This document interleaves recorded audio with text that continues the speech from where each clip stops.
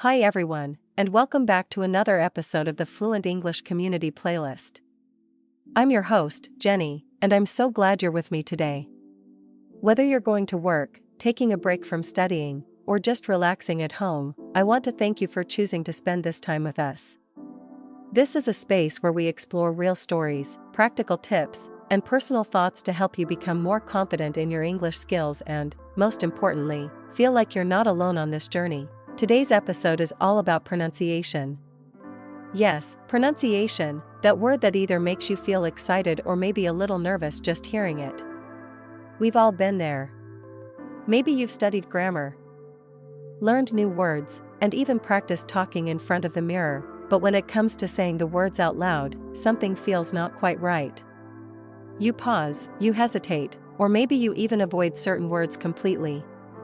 Sound familiar? Let me ask you something. Have you ever felt embarrassed to speak because of your pronunciation? Have you ever avoided conversations because you thought your accent was too strong, or because you were afraid people might not understand you?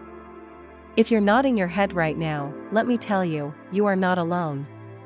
Pronunciation is one of the most common challenges English learners face, and it's also one of the topics that isn't talked about enough in a real human way.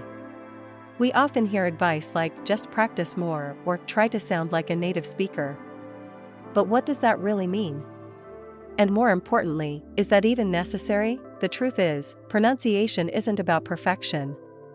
It's not about getting rid of your accent completely or sounding exactly like someone from New York, London, or Sydney. It's about being understood. It's about sharing your ideas clearly and confidently.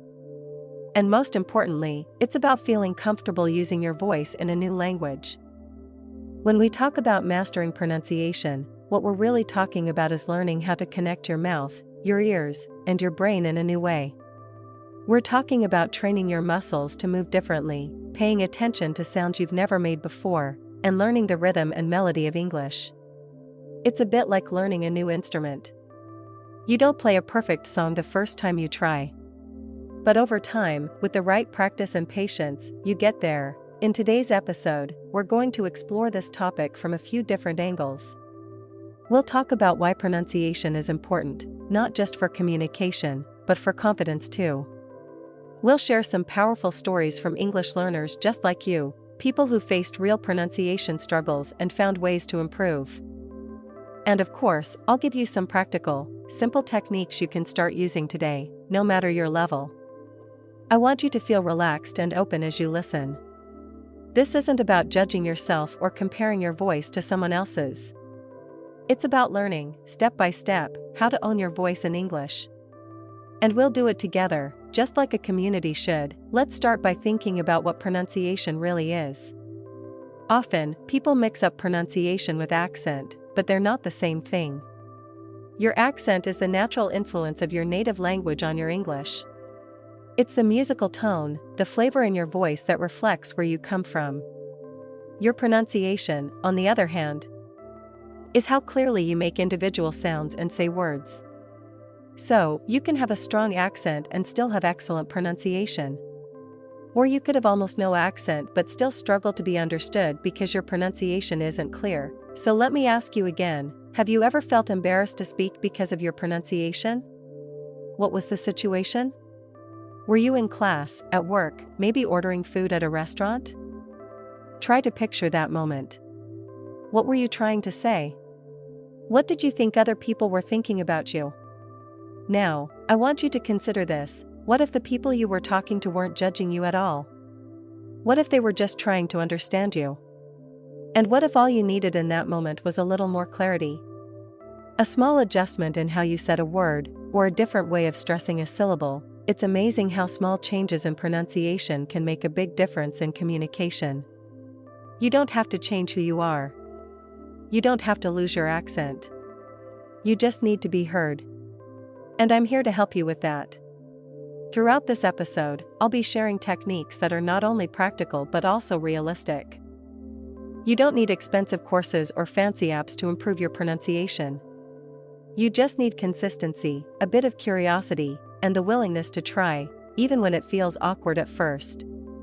And yes, it will feel awkward at first. That's okay. Every new skill does. You'll also hear stories from people like Laura, David, and John, learners who had moments of frustration, self-doubt, and even embarrassment, but who found their way forward. Their stories might sound a lot like yours, and I hope they inspire you to keep going. But before we dive into those stories and strategies, I want to set the mood for this episode. This isn't about chasing perfection. It's not about impressing others. It's about you, giving yourself permission to speak, to be heard, and to feel proud of your progress, even when it's not perfect. So take a deep breath, let go of that little voice in your head that says your English isn't good enough. You're here, you're learning, and you're doing something powerful just by choosing to improve. Now, let's get started. Let's take a moment to talk about something that holds so many English learners back, not because they aren't capable, but because they believe they have to be perfect to speak. I want to tell you right now that perfection is not the goal, and it never should be. When we put too much pressure on ourselves to sound exactly like a native speaker or to speak without any mistakes, we create unnecessary fear. And fear blocks progress.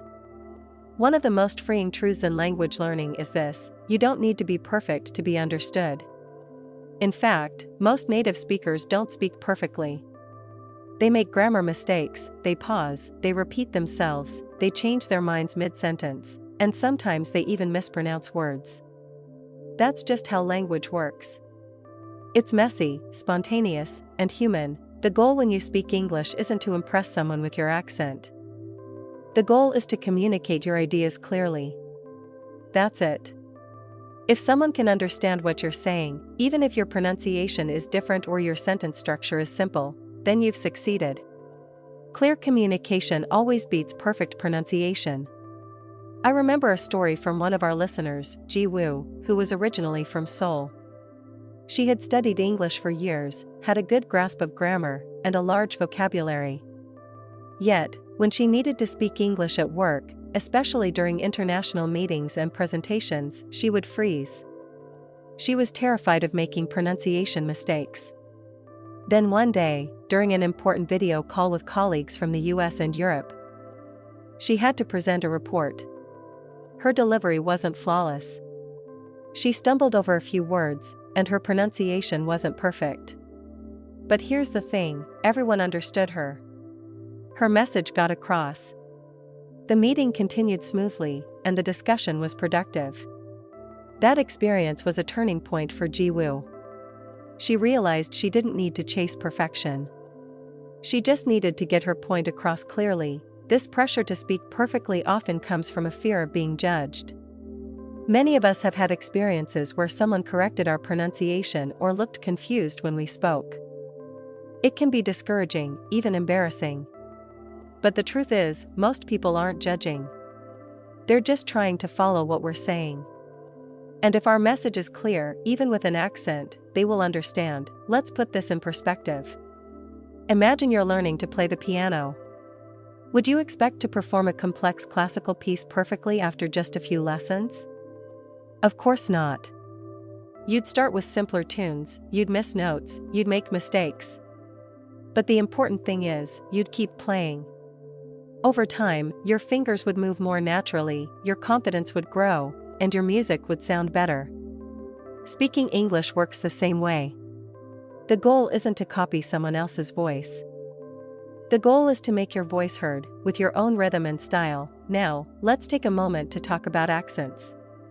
Accents are not problems to be fixed. They are part of your story. Your accent reflects your journey, your experiences, your culture.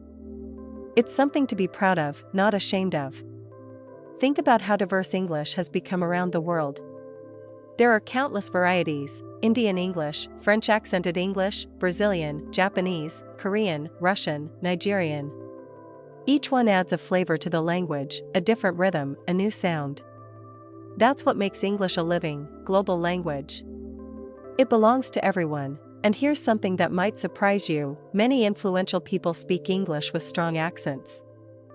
CEOs of multinational companies, scientists presenting groundbreaking research, actors moving audiences, world leaders negotiating on the global stage. They do all of this with accents. And they are respected because what they say matters. They are valued for their ideas and their clarity, not for having perfect pronunciation. Perfection doesn't earn respect. Communication does. So, if you've been staying silent because you're waiting for your pronunciation to be perfect, I encourage you to challenge that idea. Speak now. Speak with what you have. Clarity is your target. That means slowing down when you need to, pausing to gather your thoughts, using words you feel comfortable with, and repeating yourself if necessary. These are not signs of weakness. They are signs of strong communication. Let me tell you about Tariq, another listener who moved from Egypt to Canada. For the first few months, he barely spoke English. He worried people would laugh at his accent or misunderstand him. But one day during a meeting, a colleague asked him to share his opinion. Tariq hesitated, but he spoke up. He took his time, chose simple words, and paused often. Yet, his message was clear. His team understood him and even praised him for what he shared. That single moment gave him the courage to speak up more often. He realized that being perfect wasn't necessary. Being clear and genuine was what mattered. So how can you focus more on clarity and less on perfection in your learning? Start by simplifying your language. Speak in short, direct sentences. You don't need complex grammar or big words to sound intelligent. What matters is that your listener understands. Also, slow down. Nervous learners often rush, which makes them harder to understand. When you slow down, you pronounce words more clearly and give others time to process what you're saying. Another powerful tip: pay attention to how people react. Are they nodding? Responding naturally? Asking questions? If so, you're doing great. You're being understood. You can also build clarity by practicing with everyday phrases. Think about things you say all the time: greetings, polite requests, small talk. Translate them into English and rehearse them out loud. You don't need to sound fancy, just functional. Record yourself saying them and listen back. Ask a friend for feedback. Identify spots where you stumble and give them a little extra practice. And repetition. Yes, repetition is incredibly effective. Pick a phrase like, "Can you help me with this?" and say it over and over out loud, slowly, with focus. Soon, it won't feel strange. It will feel like it belongs to you. That's when real progress happens, when the words start to feel like your own. In the end, your job isn't to impress someone with flawless speech. Your job is to connect, to build bridges with others through conversation, through ideas, through shared effort. That's what language is really for. And you're already on that path. Just like Jiwoo, just like Tariq, just like so many others who chose to speak up even when they felt unsure. Keep going. Let me tell you about someone who might sound a little like you. Her name is Laura. She's a Brazilian teacher who spent most of her career working in public schools in the south of Brazil. Laura always loved English. She started learning when she was a teenager, mostly through songs and movies. Later, she got her teaching degree and became an English teacher herself. But even though she could teach grammar rules and vocabulary with ease, she always carried a quiet insecurity about one specific part of her English, her pronunciation. Laura had a dream. She wanted to participate in international education conferences, where teachers from all over the world gathered to share experiences, research, and classroom innovations. These conferences were usually held in English. And many were online, making it easy to join from Brazil. But every time she thought about submitting a proposal to present, or even just asking a question during the sessions, she stopped herself. Not because she didn't know what to say, but because she was afraid she'd say it wrong. She worried about mispronouncing words, freezing up mid-sentence, or people not understanding her. And even though her students and colleagues admired her teaching skills, she felt like her English wasn't good enough for a global audience. In her own words, she said, "I knew the material, I had ideas I wanted to share, but my fear of saying something wrong was louder than my desire to speak." One day, Laura decided something had to change. She realized that waiting until she felt perfect was only pushing her dream further away. So, instead of focusing on sounding like a native speaker, She decided to focus on being clear and confident with the English she already had.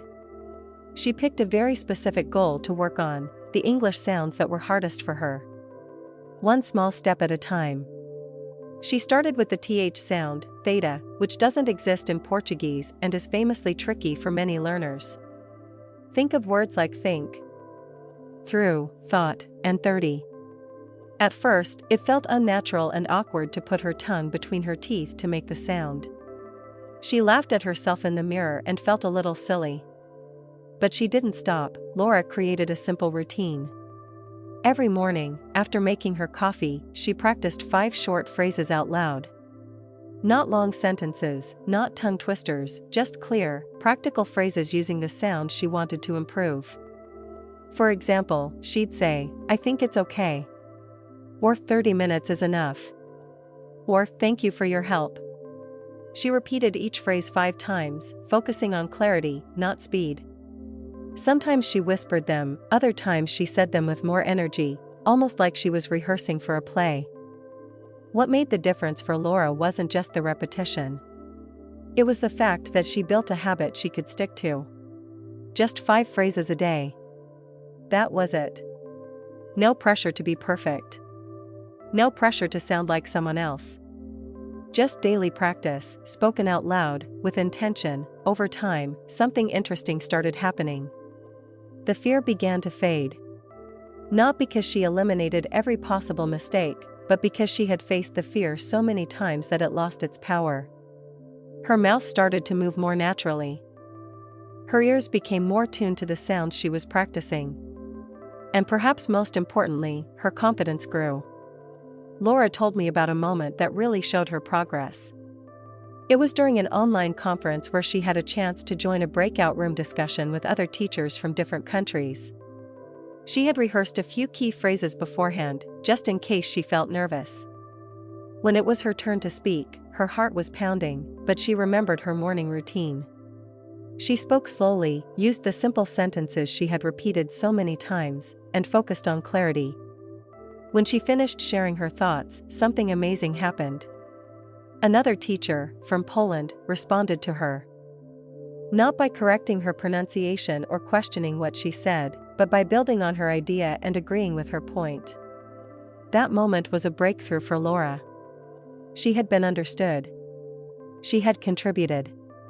And nobody cared if her th sound was perfect, because her message came across loud and clear. Since then, Laura has participated in more conferences, even presenting a short talk about creative writing activities for English learners.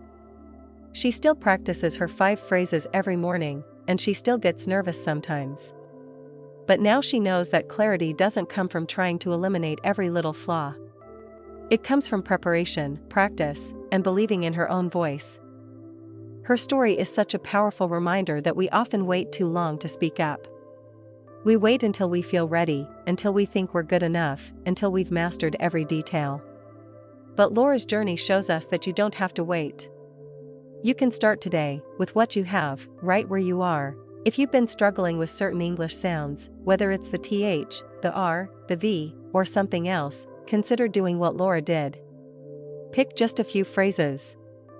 Keep them simple. Make them meaningful to you. And say them every day. Out loud. Clearly. Repetition is one of the most powerful tools you have. Not only will your pronunciation improve, but so will your confidence. The sounds that once felt like obstacles will gradually become part of your voice. And just like Laura, you'll start to realize that your voice, with all its uniqueness, is enough. You don't have to change who you are. You just have to give yourself permission to speak. If you're learning English as a second language, you've probably run into some sounds that just seem tricky. You hear them, you try to repeat them, and no matter how many times you practice, they still feel awkward or even frustrating. You're not alone. Many English sounds are challenging for learners from different language backgrounds. Today, we're going to look at some of the toughest ones, understand why they're tricky, and most importantly, figure out how you can practice them in a way that actually helps. Let's start with one of the most famous challenges, the th sound. You hear it in words like think, thinks, 30, and through. This sound is difficult because it doesn't exist in many languages. For example, it's not in Japanese, Korean, Russian, Arabic, Chinese, Turkish, and several others. To make it correctly, you need to gently place your tongue between your teeth and push air out. For most learners, this movement feels totally unfamiliar. Because it feels strange, learners often replace it with sounds that already exist in their native language. So, think might sound like sink or tink, and this might sound like dis or even zis. This is a normal part of learning a new language. Your brain tries to match unfamiliar sounds with familiar ones. But with some focused attention and practice, you can teach your mouth how to do it right. Here's one way to practice. Stand in front of a mirror and say the word think. Watch your tongue. It should peek out just a little between your teeth. Then, put your hand in front of your mouth. You should feel a soft stream of air as you say the word. Don't rush. Make the sound clearly and correctly. The more you repeat this with awareness, the easier it gets. Another sound many learners find difficult is the English R. You find it in words like world, girl, first, and right. The English R is very different from the R in many other languages. In Spanish and Italian, it's often rolled.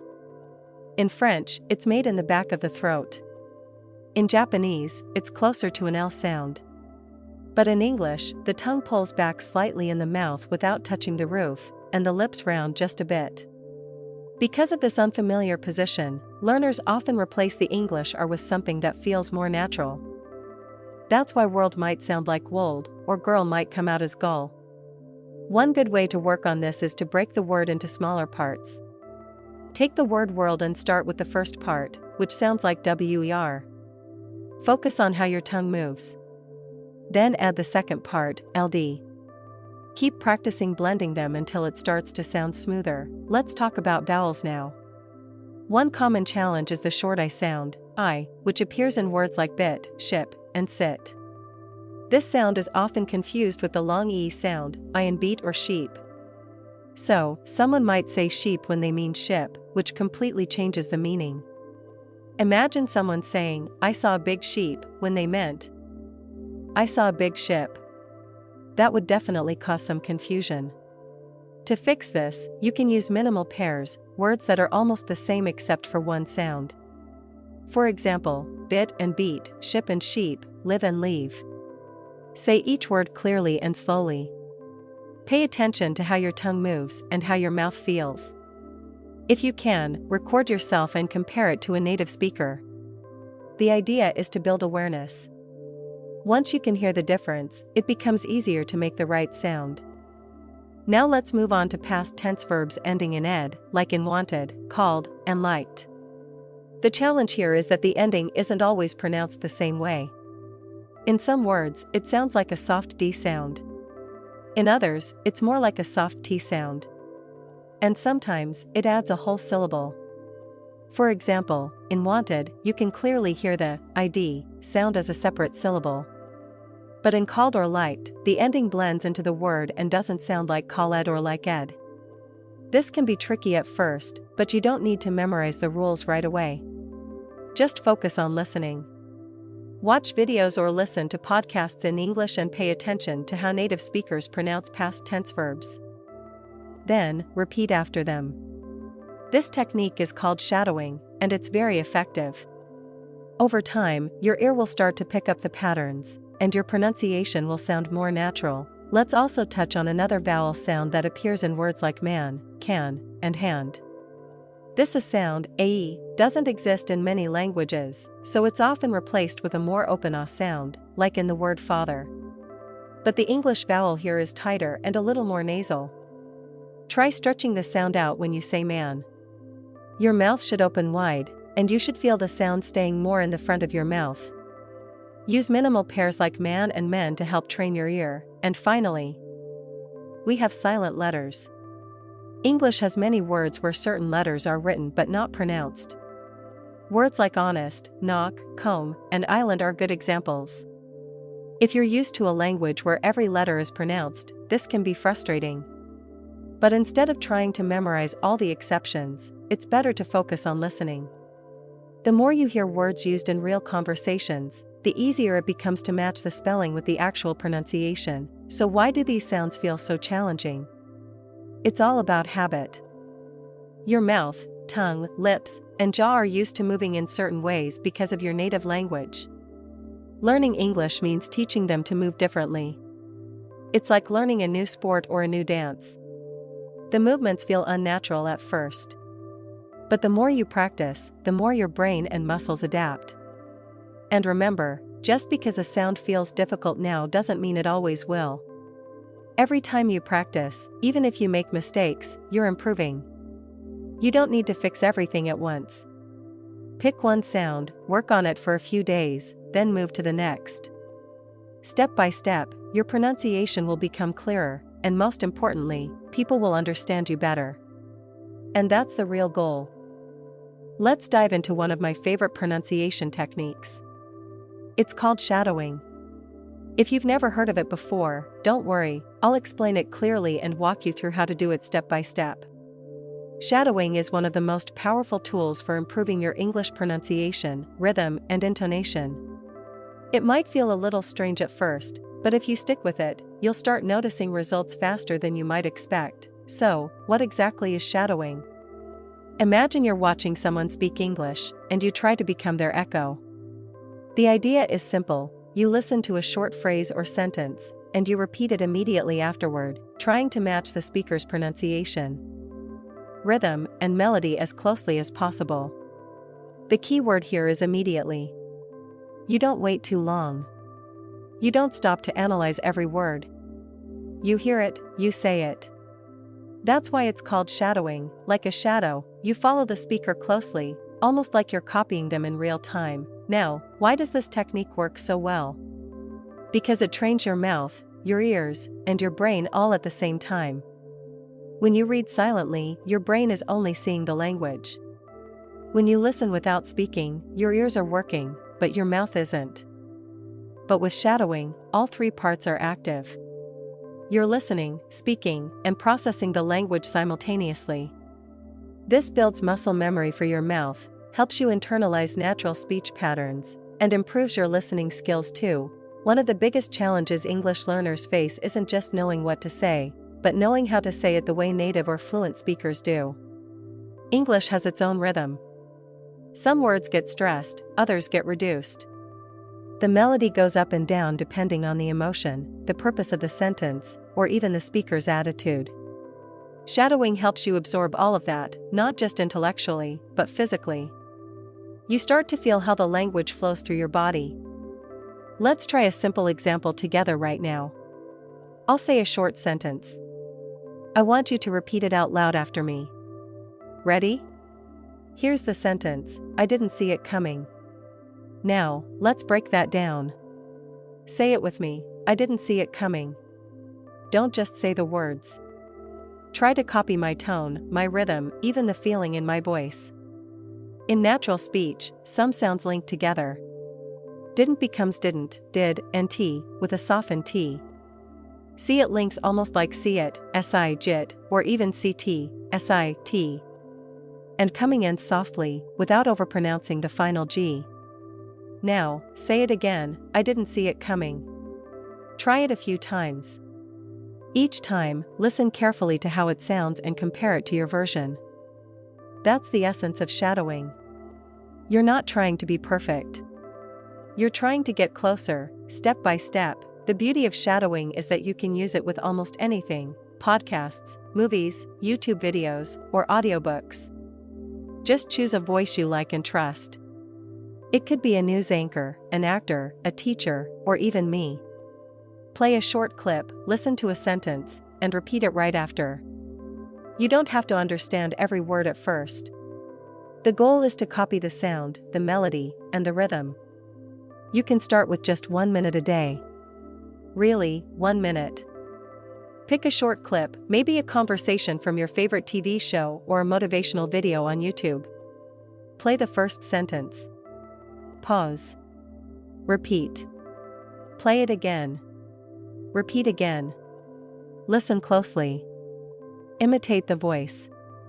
Record yourself if you can. Then listen back to your recording and compare it to the original. You'll start hearing the differences, and you'll start adjusting. A helpful tip is to use subtitles at first, especially if the speaker talks fast.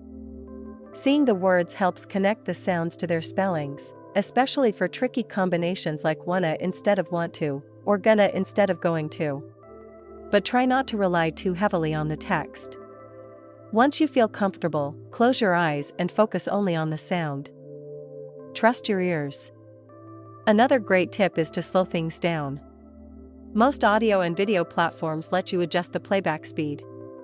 Try listening at 0.75x speed.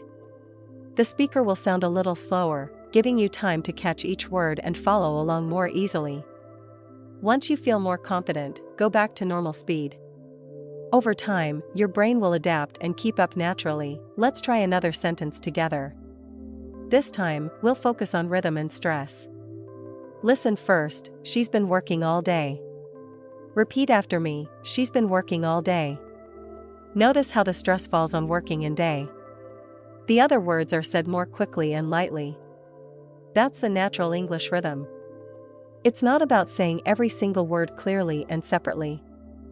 It's about finding the music of the sentence. Say it again, she's been working all day.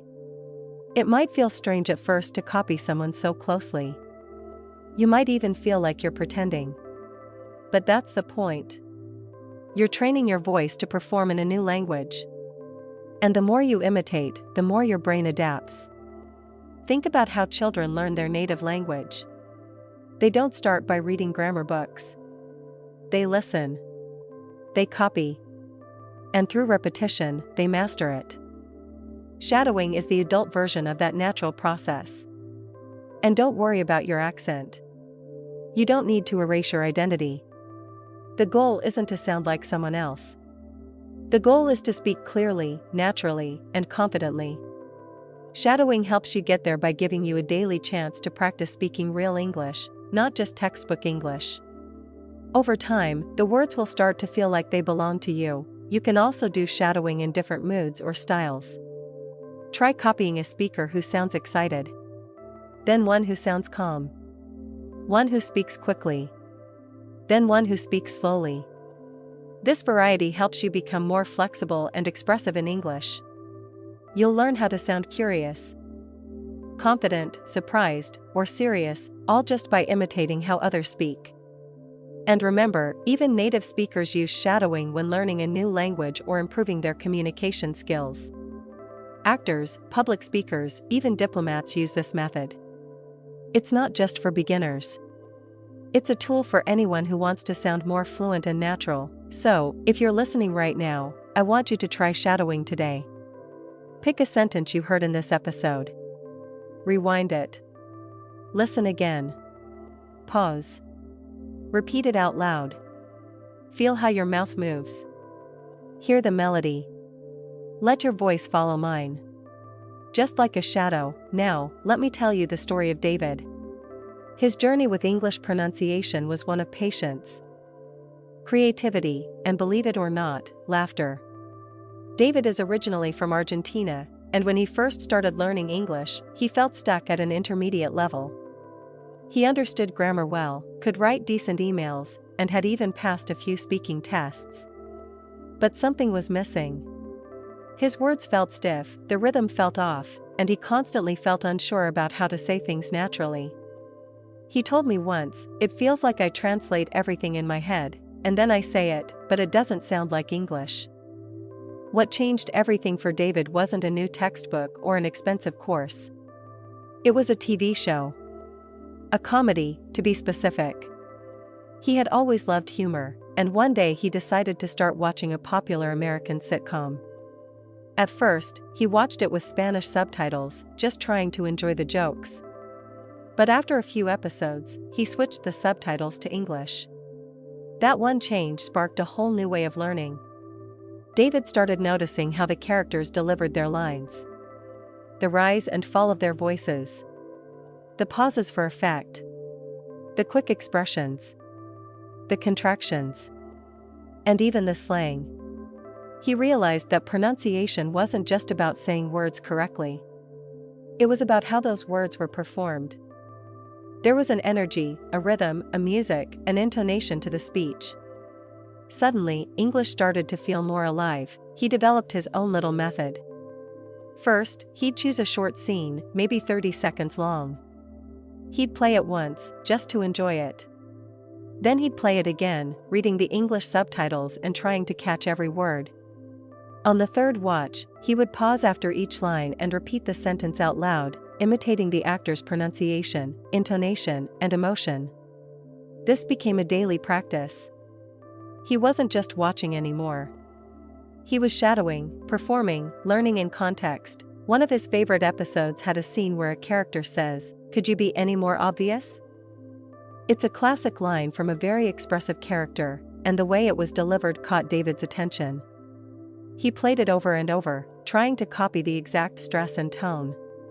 The emphasis was strong on the word be, and the sarcasm was all in the voice. David laughed every time he practiced it, but he was also training his ear and his voice to work together. The more he practiced, the more confident he became. He started recognizing patterns, like how native speakers link words together. What are you doing becomes what ya doin', or did you eat becomes did you eat. These reductions and contractions were everywhere in the shows, and instead of being confused by them, David started embracing them. He wasn't just improving his pronunciation. He was learning how people actually talk. After a few months of this routine, David noticed something incredible. When he spoke English, people didn't ask him to repeat himself as often. His sentences flowed more naturally. His stress and rhythm sounded more like a fluent speaker. He still made mistakes here and there, but his message was clearer, and his confidence was growing fast. One day, he recorded himself repeating an entire scene from the show, playing both characters. He timed it, performed it with energy, and even sent it to a friend who was a native English speaker. The feedback? "You sound great." That was actually really funny to listen to. That small piece of encouragement pushed him even further. David's story shows us something really important. Learning doesn't always have to be formal. It doesn't have to be boring or technical. When you make learning enjoyable and personal, like David did with his favorite comedy show, you stay motivated. You stay curious. And because you're emotionally connected to what you're hearing and saying, your brain absorbs it better. He told me once that he started using the characters' voices as models for different situations. If he had to give a presentation in English, he'd think, how would this character say it? If he felt nervous before a meeting, he'd imagine the confident delivery of someone from the show. It became a sort of acting exercise, but in the best way possible. He wasn't just learning the sounds of English, he was learning the feeling of English. And that's something we often forget. Pronunciation isn't just about your tongue or your lips. It's also about your attitude. When you're relaxed, engaged, and having fun, your pronunciation improves naturally. You're not just repeating sounds. You're communicating with emotion, intention, and presence. Watching TV shows, especially comedies, gave David a way to step inside the language, rather than just studying it from the outside. Of course, it wasn't always easy. Some jokes didn't make sense at first. Some accents were hard to understand. And yes, there were moments of frustration. But David didn't give up. He accepted that he wouldn't understand everything right away. He focused on the parts he could catch, and he repeated those lines until they felt natural. Over time, he expanded his range, tried different shows, and even imitated accents from different regions just for fun. He wasn't aiming for perfection. He was aiming for connection, to connect with the language, enjoy the process, and feel more natural when he spoke. And that made all the difference. So, if you're listening to this and you enjoy watching shows in English, try doing what David did. Start with a show you like. Choose a short scene. Listen. Read the subtitles. Pause. And repeat the lines out loud. Don't worry about sounding perfect. Just try to match the tone, the emotion, and the rhythm. If you feel silly, that's okay. It means you're stepping outside your comfort zone, and that's where real progress begins. And remember, the characters you love can become your teachers. Their voices can guide your practice. Their jokes can keep you motivated. And their lines, repeated out loud, can shape your pronunciation, one phrase at a time. Let's talk about something a bit more fun, but still incredibly powerful when it comes to improving your English pronunciation: music. Yes, music. Songs in English are more than just entertainment. They are tools you can use to develop better pronunciation, listening skills, and even an emotional connection to the language. And the best part is, you can use them anytime, anywhere. Whether you're driving to work, cooking, relaxing, or just taking a break, music can be your pronunciation practice partner. I often recommend learners start with slower songs, especially when they're just beginning to train their pronunciation. When the rhythm is gentle and the lyrics are clear, it's much easier to hear how each word is pronounced, how syllables flow smoothly together, and where the natural pauses and stresses are. Ballads, acoustic songs, or older classics often have this quality. They tend to be easier to follow, and they give your mouth a chance to keep up as you sing along. One of the first things I usually say is, don't just listen, sing. Even if you think you don't have a great voice, it doesn't matter. You're not training to be a performer. You're training your pronunciation muscles. Singing helps you develop better control over your mouth, tongue, and vocal cords. You stretch your voice, experiment with sounds, and internalize how English feels in your body. Singing also makes pronunciation more memorable because the melody and rhythm stick in your mind much longer than regular speech. Let's take an example. Think about a song like Let It Be by the Beatles. It's slow, melodic, and full of simple, clear words. If you listen to the chorus, let it be, let it be, let it be, let it be, you'll notice how the T sound in let is often softened, almost dropped. Native speakers usually don't pronounce a hard T there. You can imitate that when you sing. Repeat it over and over until your mouth starts doing it naturally. That's how learning becomes effortless. You're not cramming grammar rules. You're feeling the flow of the language. Another great example is Someone Like You by Adele. It's emotional, expressive, and very clear. She pronounces words distinctly, but with feeling. That combination, clear pronunciation and emotional delivery, is perfect for practice. As you sing along, pay attention to how she stretches vowels, how she links words, and how the rhythm carries the emotion. Songs like this give you a chance to practice real English, English that breathes and moves. When you find a song you like, break it down. Don't just sing it once and move on. Listen to it several times. On the first listen, just enjoy it. Then, find the lyrics and read along while you listen again. Try to understand the meaning. After that, sing along slowly. Focus on the sounds, not just the tune. Identify any words or phrases that are tricky for you. Maybe it's a sound that doesn't exist in your native language. Maybe it's a difficult combination like through the night or holding on. Repeat those parts over and over. Repetition is your friend. The more you repeat a line, the more it becomes part of you. You can even isolate a phrase and turn it into a pronunciation drill. Let's say you're listening to a song where the line is, I'm going to find a way. You could practice that one line, I'm going to find a way, I'm going to find a way. Notice how going to becomes gonna. That's something textbooks might mention, but songs show you how it actually sounds. It's real English. It's also important to choose songs that use vocabulary you can understand. If a song is full of slang or very poetic language, it might be beautiful, but not very helpful at first. Look for songs that match your level. The goal isn't to memorize complex lyrics. You want to train your ear and mouth with words you can use in everyday life. Once you feel more comfortable, you can gradually move on to more challenging songs. Pronunciation isn't just about individual sounds. It's about rhythm, stress, and melody. And music brings all those elements together in one place. In fact, English is a stress-timed language. That means certain syllables are naturally emphasized, while others are reduced. Music can help you feel these patterns without having to consciously study them. You just sing them. You embody them, and here's a little tip: record yourself. Choose a short section of a song. Sing it and record your voice. Then, listen back to the original. Compare your version. Do the sounds match?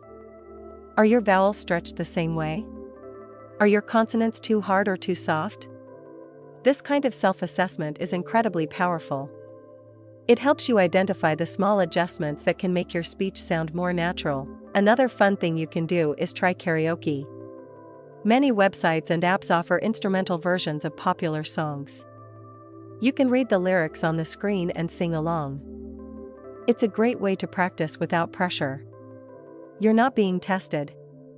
You're just expressing yourself. And as you sing out loud, you're training your voice to move in English ways. That movement becomes smoother over time, and suddenly, speaking feels easier too. Some learners like to write down song lyrics by hand. This adds another layer of practice. As you write the words, you become more aware of their spelling and pronunciation. You can also highlight syllables you want to stress or mark places where two words link together. It's a personal way of studying the song and making it your own. I had one student who used to sing the same song every morning before class. It was part of her routine. She said it helped her wake up and feel confident in English. After a few weeks, we all noticed a difference in her speaking.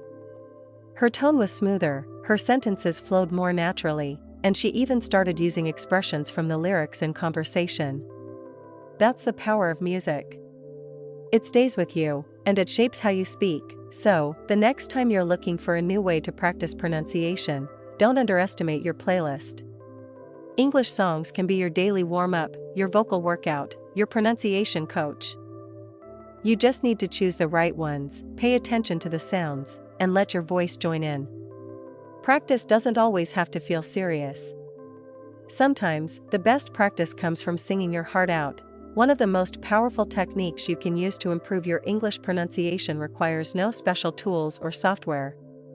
It's something incredibly simple, yet amazingly effective: recording yourself and listening back.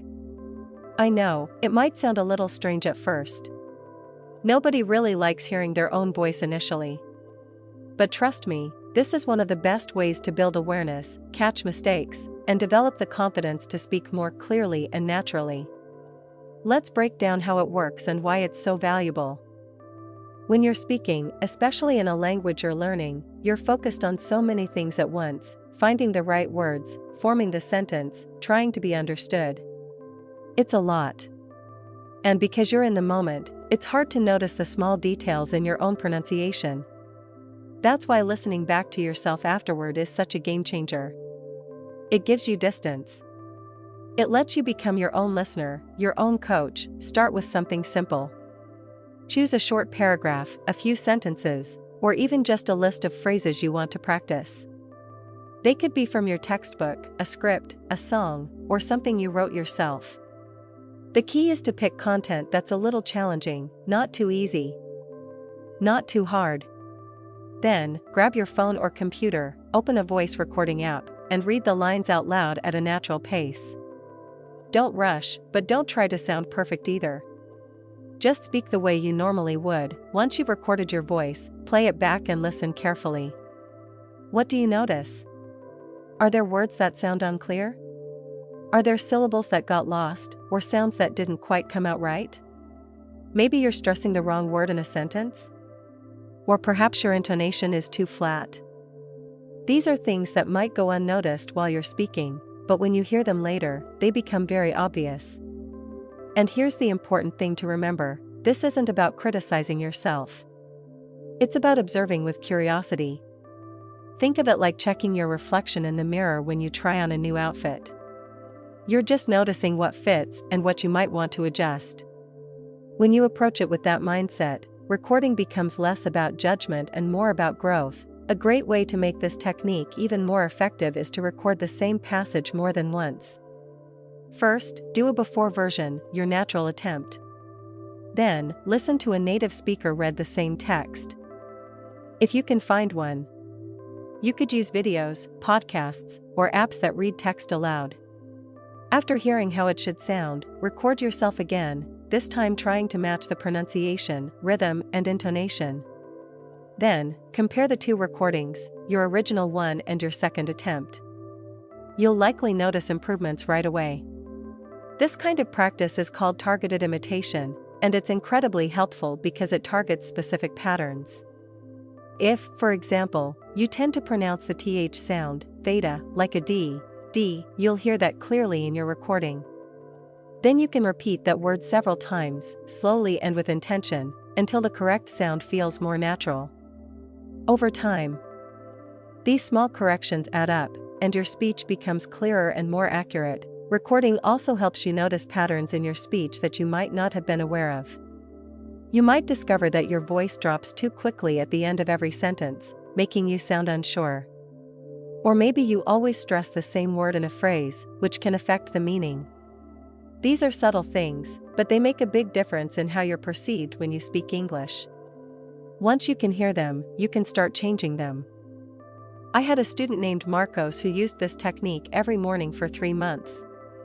He created a routine where he'd record himself reading a short text, then analyze it using a checklist. He listened for sounds like R, TH, and V because those were challenging for him. He also checked his pacing, stress, and intonation. Once he identified something to fix, he'd repeat those words or sentences and record again. The improvement was incredible. Not only did his pronunciation get better, but his confidence soared. He started enjoying the process, and by the end of those 3 months, he was speaking with much more clarity and ease. One thing that makes this technique so powerful is that it puts you in control. You don't have to wait for a teacher or a class. You can do it anytime, anywhere. And the more you do it, the more tuned in you become to the sound of English and the sound of your own voice speaking it. That awareness is a huge part of mastering pronunciation. It's also a great way to track your progress. Save your old recordings. Label them with the date. After a few weeks or months, go back and listen to them. You'll hear how far you've come. It's like keeping a fitness journal, but for your voice. Those old clips become proof of your growth, and they can be a great source of motivation when you feel stuck. If you get nervous about speaking in real-life situations, maybe in meetings, interviews, or social settings, recording yourself can help you prepare. Practice what you want to say. Listen back to how it sounds. Make adjustments. This rehearsal gives you a chance to polish your delivery before you're in front of someone else. It's like having a private practice space, and it can significantly reduce your anxiety. And here's another benefit: recording helps you get more familiar with your own English identity. Everyone has a unique way of speaking, shaped by their voice, their accent, and their experiences. Listening back to yourself helps you embrace that identity and shape it into something you're proud of. It's not about copying someone else. It's about refining your own sound. So, if you haven't tried it yet, I encourage you to give it a shot. Start small. Choose a few lines. Record. Listen. Reflect. Repeat. It might feel awkward at first, but with practice, it becomes a powerful habit. Your pronunciation will improve, your confidence will grow, and you'll gain a much deeper understanding of how you sound when you speak English. Let me share a story about someone who really embraced the idea that mistakes aren't the end of the road, but part of the journey. His name is John. When John first started learning English, he was like many of you. He studied grammar, memorized vocabulary, and even passed a few language tests. But when it came to actually speaking, something always held him back. He felt insecure. He was afraid of saying something wrong, sounding silly, or worse, not being understood. So, for a long time, he avoided speaking altogether, but something changed when he made a decision to stop waiting for the perfect moment to talk and start practicing, even if it meant making mistakes. He told himself it was better to sound awkward for a few months than to stay silent for years. That shift in mindset changed everything. One day, he took out his phone, opened the voice recorder, and just started talking. Nothing too complicated, just a short paragraph about his weekend. He recorded it, saved the file, and didn't listen back right away. In fact, he felt a little nervous about hearing himself. But he committed to doing it again the next week, and the week after that. By the end of the first month, John had 4 short recordings. Out of curiosity, he went back to listen to the first one, and he was shocked. Not because it was perfect, but because it wasn't nearly as bad as he had imagined. Sure, he mispronounced a few words, his rhythm was a bit off, but the message was clear. And compared to his most recent recording, there was already noticeable improvement. That was his lightbulb moment. He realized he was getting better. And it wasn't because he was avoiding mistakes, but because he was allowing them to happen and learning from them. From that point on, John made it a weekly ritual. Every Sunday, he'd pick a topic, anything from what he did that week to describing a movie he watched, and record himself talking for about 2 or 3 minutes. Over time, he started feeling more comfortable. He began experimenting with new vocabulary, trying out different expressions, and even practicing intonation patterns he heard on English shows. Every few weeks, he'd go back and compare his recent recording to an older one. And guess what? He could actually hear his progress. Of course, not every week was a win. There were times he'd listen back to a new recording and cringe. He'd say, "Oh no, why did I say it like that?" Or, "That word came out totally wrong." But instead of getting discouraged, John did something really powerful. He laughed. He didn't take his mistakes as personal failures. He treated them like little bumps in the road, nothing more. He told me once, "If I can laugh at my mistakes, I take away their power. They don't scare me anymore." That attitude helped him stay consistent, because he wasn't aiming for perfection. He didn't freeze up or put off his practice. He wasn't trying to sound like a native speaker overnight. He just wanted to be a little bit better each time. That mindset took the pressure off and kept his motivation high. And it worked. One specific example I remember is when John was trying to master the difference between beach, bit, and bitch, bt. Classic problem, right? He made the mistake during a recording, and when he listened back, he burst out laughing. Instead of feeling embarrassed, he repeated the sentence again, this time slowly, making sure to stretch the vowel sound in beach. He recorded it a few times until he felt comfortable with the difference.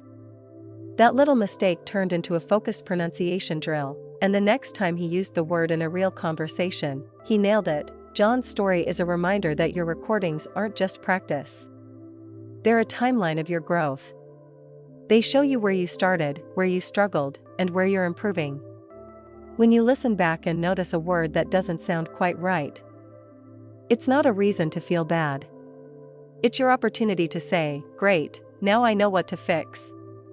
Without those recordings, John wouldn't have had that feedback.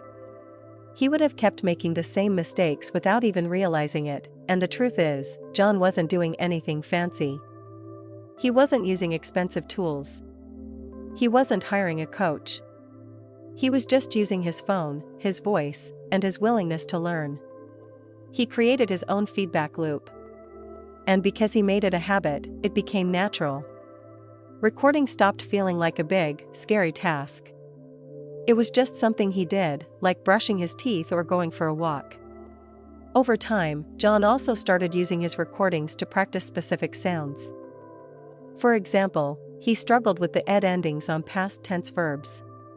Sometimes he'd say worked, WKD, with 2 syllables when it should just be worked, WKT.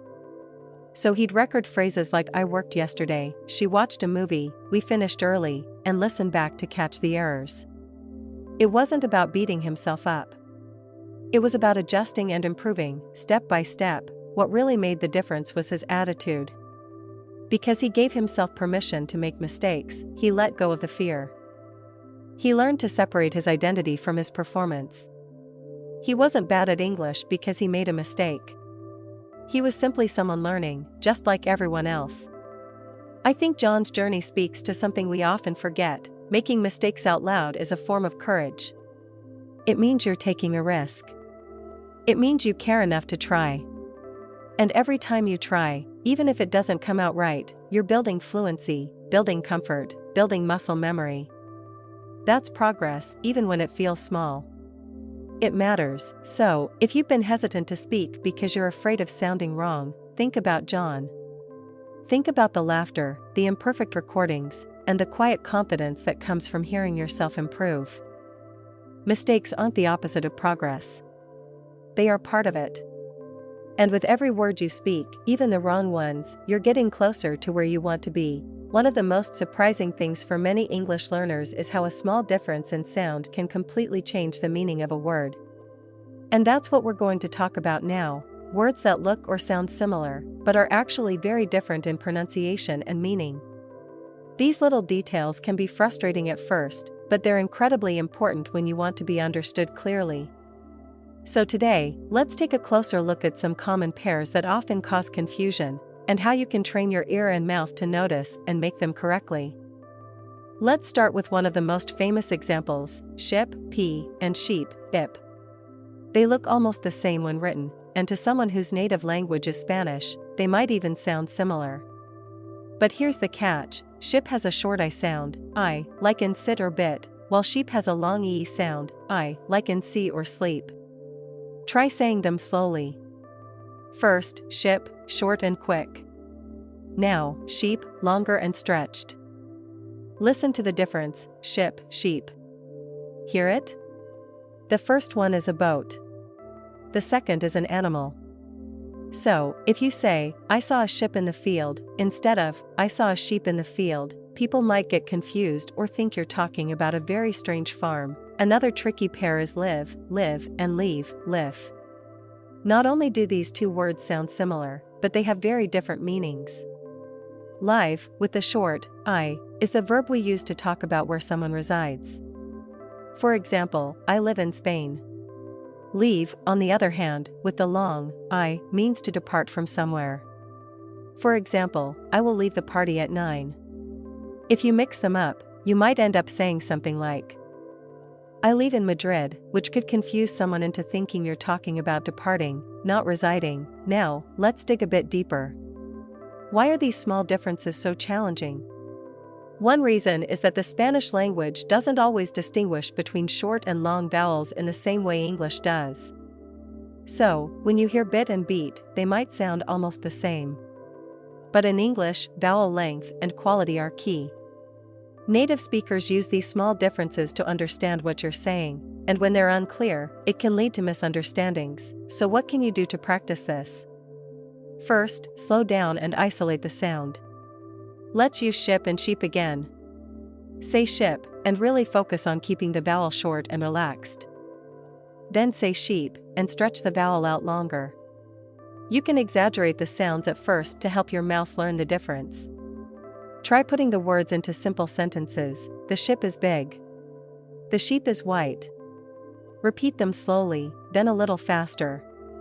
The more you repeat with focus, the more your brain and muscles get used to the correct patterns. Another good exercise is to record yourself saying these minimal pairs. You could make a list, like, ship and sheep, bit and beat, live and leave, sit and seat, fill and feel. Say each pair out loud, record it, and then listen back carefully. Can you hear the difference? If not, go back and try again. And don't worry if it's not perfect right away. This is something that improves with time and attention. Let me give you a few more pairs that often get confused. Take full, fl, and fool, full. In full, the vowel is short, similar to the Spanish u in nulo. But fool has a longer, more rounded oo sound, u. Full means something isn't empty. Fool means a silly or unwise person. Imagine telling someone, you are full, when you meant, you are a fool. That would be a very awkward compliment. Another pair is man, main, and men, men. This one is tricky because the only difference is the vowel sound. Man has the sound, ae, like in cat, while men has the shorty sound, e, like in pen. So if you say, there are many men in the room, instead of, there are many men, it sounds strange to a native speaker. Again, small vowel change, big impact on meaning. Let's try bed, bed, and bad, bade. This pair confuses many learners. Bed has the shorty sound, while bad has that flatter sound, ae. So when you tell someone, "I went to bed early," you don't want it to sound like, "I went to bed early." The meaning changes completely, and people might pause and ask what you meant. What you can do to make these differences clearer is create contrast drills. This means you repeat the two words back to back several times. For example, ship, sheep, ship, sheep. Then try switching the order, sheep, ship, sheep, ship. This helps train your ear to catch the subtle differences and helps your mouth practice switching between similar but distinct sounds. You can also use a mirror when you practice. Watch how your mouth moves when you say ship versus sheep. Do you notice your lips stretching more for sheep? This kind of visual feedback helps reinforce the correct pronunciation habits. Let me give you one more fun pair, cap, cap, and cup, KVP. In cap, you have the AE vowel, like in cat. In cup, the vowel is more central and relaxed, V. If you say, "I need a cup of coffee," instead of a cup of coffee, someone might hand you a hat instead of a drink. These little switches can turn a normal sentence into something confusing or funny, depending on the situation. And one last pair for today, walk, WK, and work, WK. This one is especially tricky because it's not just the vowels. Walk has a silent L, and the vowel sound, O, is similar to the one in law. Work has that tighter sound, which doesn't really exist in Spanish, so it's easy to confuse them. I walk every morning. I work every morning. Different meanings, but if you pronounce both as work, the listener has to guess what you meant. Here's a challenge for you. After this episode, choose 5 pairs of similar words. Say them out loud. Record yourself. Put them in sentences. Use them in questions. For example, did you see the ship? Do you like sheep? Where do you live? When will you leave? Doing this exercise regularly will sharpen your awareness of sound differences and help you become a clearer, more confident speaker. Remember, it's not about being perfect. It's about being understood. These small sounds might seem minor, but they can make a big impact. When you learn to hear them and say them clearly, your English becomes more precise, and people understand you more easily. So take your time with them, have fun practicing, and trust the process. You're getting better with every word. One of the most underrated, yet incredibly effective techniques for improving pronunciation is something very basic, using a mirror. Yes, just you, your voice, and a mirror. It might sound too simple to make a real difference, but I promise, it can completely change how aware you are of your pronunciation and how you physically produce English sounds. This technique is all about awareness, about watching your mouth and face as you speak so you can understand and adjust how sounds are formed. And it's especially helpful for sounds that don't exist in your native language or that feel unnatural at first. When you speak your native language, you usually don't think about what your lips, tongue, or jaw are doing. It all happens automatically. But when you're learning English, your muscles are still learning to move in new ways. And that's why a mirror can be a game changer. When you speak in front of a mirror, you start noticing the shapes your mouth makes, and that awareness can help you correct mistakes you didn't even know you were making. Let's start with an example.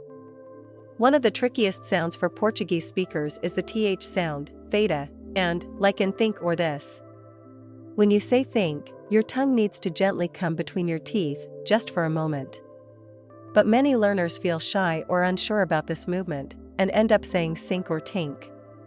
Now, imagine you're standing in front of a mirror. You slowly say the word, think.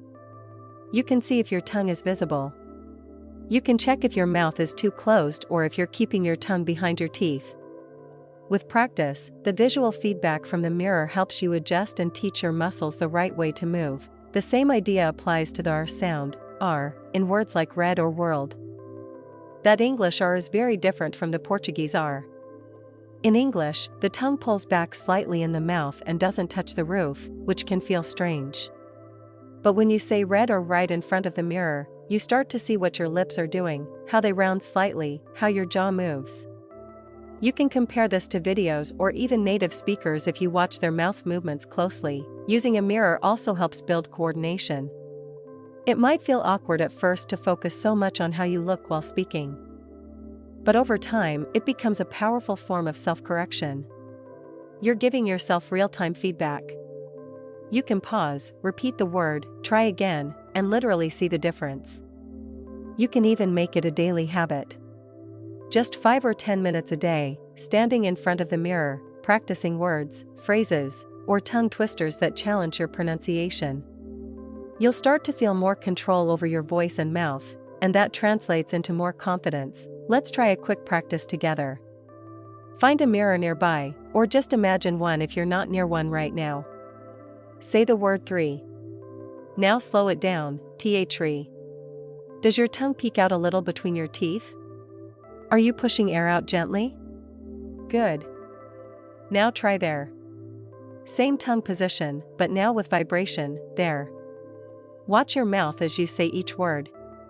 Repeat a few times and notice how the sound changes based on the position of your tongue and lips. Another great way to use this technique is with minimal pairs.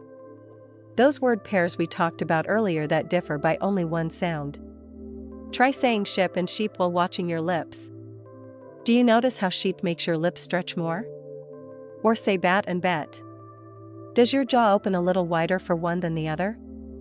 These small visual cues help you internalize the correct position for each vowel or consonant. The mirror technique is also great for intonation and rhythm.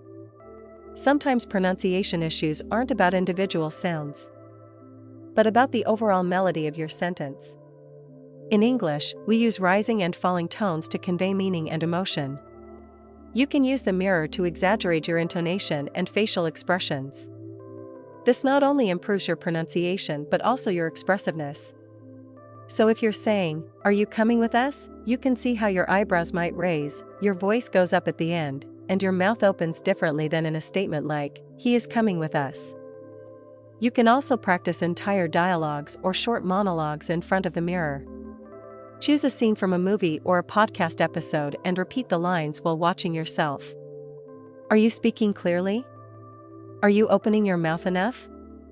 Are you pausing in the right places? This kind of practice helps you develop not just pronunciation, but also fluency and natural flow. Let me tell you about one of our listeners who made great progress using this method. Her name is Marcella. She used to be very shy about her accent and avoided speaking English in front of others. But she decided to try this mirror exercise every morning after brushing her teeth. At first, she felt silly, but she noticed something interesting. She became more aware of how she formed her sounds.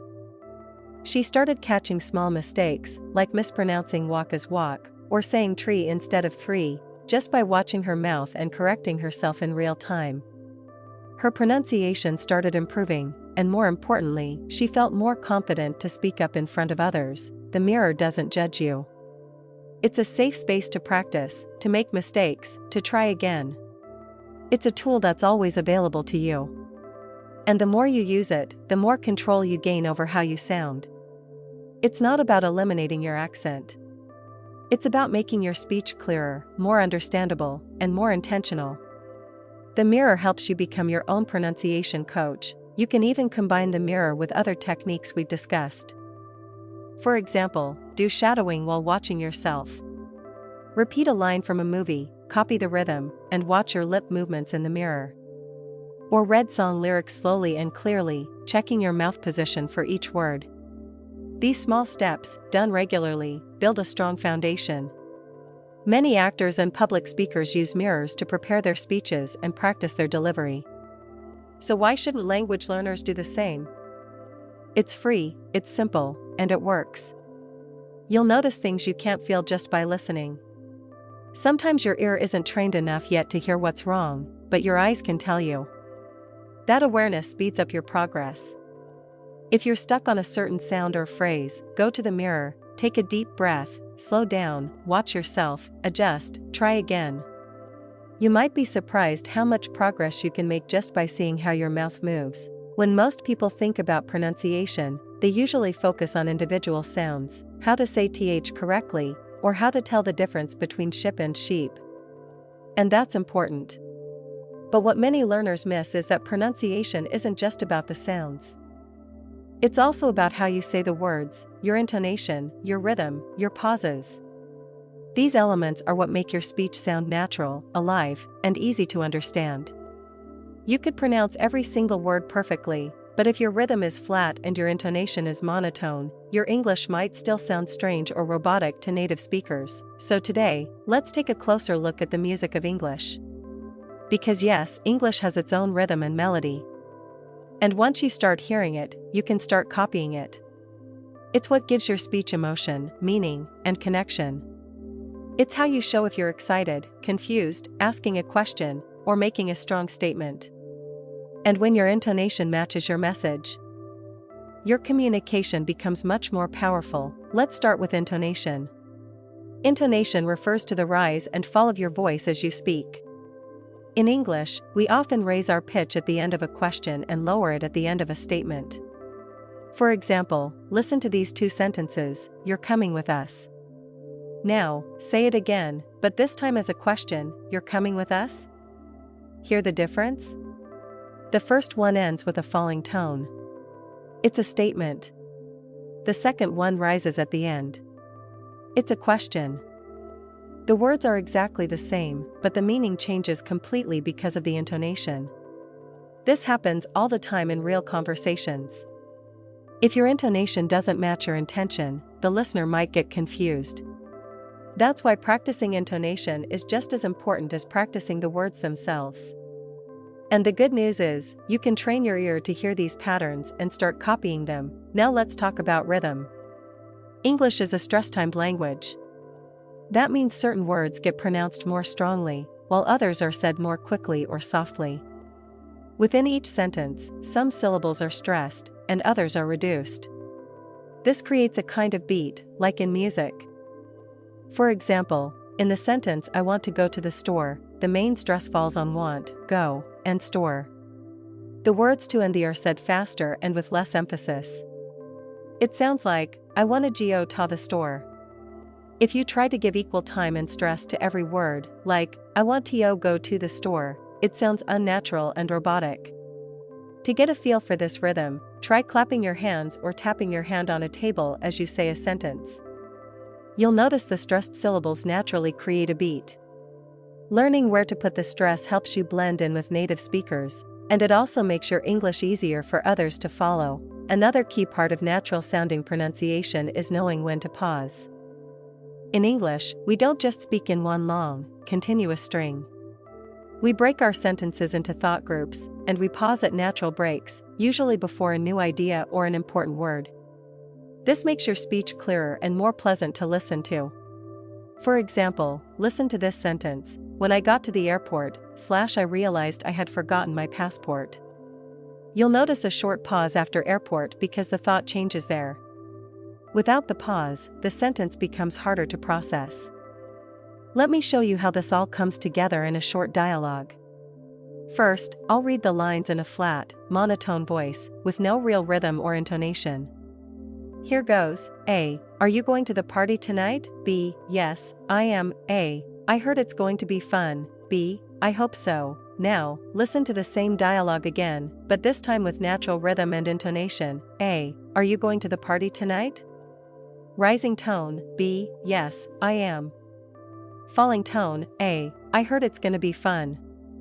Falling tone. B. I hope so. Falling tone. Hear the difference? The second version sounds alive, friendly, and real. The questions rise at the end. Important words are stressed. The tone goes up and down with emotion. It's not just what they're saying, but how they're saying it. And that's what makes spoken English so engaging. Practicing this can be fun. One exercise you can try is taking a short scene from a movie or TV show and repeating it exactly the way the characters do. Don't just focus on the words. Focus on the melody, the energy, the emotion. Pause the scene, say the line, then play it again to compare. Try to match their tone, their rhythm, their pauses. You'll feel like you're playing a role, and in a way, you are. You're learning to play with the music of English. You can also try recording your own voice reading a short paragraph. Listen back and ask yourself, does it sound natural? Are there parts that feel too flat or rushed? Then try again. this time adding more emotion, varying your pitch, and emphasizing key words. You'll be amazed at how much difference it makes. Another tip is to use arrows when you read to guide your intonation. For example, when you see a question, draw a little arrow going up at the end. For statements, draw an arrow going down. For lists, go up, up, and then down on the last item. I bought apples, oranges, and bananas. This visual technique can help you build muscle memory for intonation. Many learners worry about speaking with a strong accent. But actually, what often causes misunderstanding isn't the accent itself. It's a lack of rhythm or the wrong intonation. If your tone doesn't match your meaning, or if you stress the wrong syllables, it becomes harder for the listener to follow. So instead of chasing a perfect accent, focus on making your speech sound natural and expressive. That's what really helps you connect with others. And don't be afraid to exaggerate at first. When you're learning something new, it helps to go big. If you're practicing rising intonation for questions, make it really obvious. If you're practicing stress, hit those key words with extra energy. Over time, your brain and body will adjust, and your speech will naturally find its balance. You can also learn a lot just by listening closely to native speakers. Try watching YouTube videos, podcasts, or even news clips and pay attention to how the speaker's voice moves. Where does it rise? Where does it slow down? When does it pause? Listening with that level of focus trains your ear and helps you copy the same patterns when you speak. The bottom line is this: pronunciation isn't just about the mouth. It's also about the music. When your voice has rhythm, emotion, and melody, your English comes alive. And the best part is, anyone can learn this. It's not about being perfect. It's about being clear, expressive, and easy to understand. And you already have everything you need to start: your voice, your ears, and your willingness to play with sound. That's where it all begins. Let me share Hiroshi's story with you. Hiroshi was born and raised in Tokyo, Japan. Like many English learners, he started studying the language in school at a very young age. He learned vocabulary, grammar, and even became quite good at reading and writing. But speaking, that was a different story. Every time he tried to speak English, he felt stiff. He got nervous, hesitated a lot, and when he finally did speak, he felt the weight of his accent. People often asked him to repeat himself. Some corrected him mid-sentence. And worst of all, he felt like his ideas were being ignored, not because they weren't valuable, but because his delivery didn't match the confidence and clarity he had in his native language. Hiroshi's accent was strong, and he knew it. Japanese is a very different language from English, especially in rhythm and sound. English uses a stress-timed rhythm, with reduced syllables and lots of pitch shifts. Japanese, in contrast, has a syllable-timed rhythm and a much flatter tone. So when Hiroshi spoke English, he often stressed every word equally. And his pitch didn't rise and fall the way native English speakers were used to hearing. As a result, his English sounded robotic, slow, and hard to follow, even though his grammar was correct. For a while, Hiroshi thought the only solution was to get rid of his accent. He started watching pronunciation videos, practiced isolated sounds like the R in red and the L in love over and over. He bought a mirror. He repeated words into a voice recorder. And he tried to mimic the mouth movements of native speakers. But even after months of effort, it still didn't feel natural. His speech was clearer, yes, but something was still off. He still didn't sound confident. He still didn't feel understood. And worst of all, he still avoided speaking up in meetings or joining casual conversations with his international colleagues. Then, something shifted. One day, Hiroshi was watching a TED Talk given by a non-native English speaker. The speaker had a noticeable accent, but they were expressive. They spoke with energy, and the rhythm of their voice made the ideas easy to follow.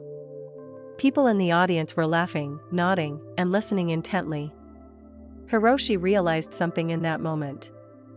It wasn't the accent that mattered most. It was the delivery, the intonation, the pacing, the pauses. That's what made people pay attention. That's what made the English sound fluent, so Hiroshi made a decision. He would stop obsessing about losing his accent and start focusing on becoming a better communicator. He began by listening closely to native speakers, not just what they said, but how they said it. He noticed how they stressed key words, how their pitch changed during questions, how they used pauses for effect. He listened to interviews, podcasts, even comedians. He repeated sentences out loud, trying to match the rhythm and intonation exactly. It felt awkward at first. He wasn't used to letting his voice go up and down so much. But little by little, something started to change.